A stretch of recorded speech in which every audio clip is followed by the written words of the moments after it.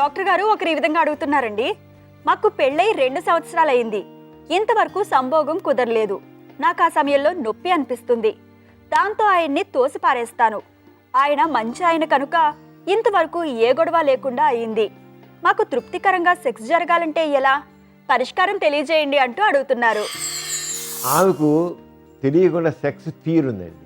సెక్స్లో ఏదో అయిపోతుంది, నెప్పుడుతుంది అనే భయం ఒకటి ఉంది.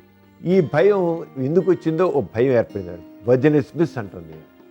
ఈ వజనిస్మిస్లు ఏం చేస్తారంటే లేడీసు ఆ యోని దగ్గర బిగబెట్టేస్తారు.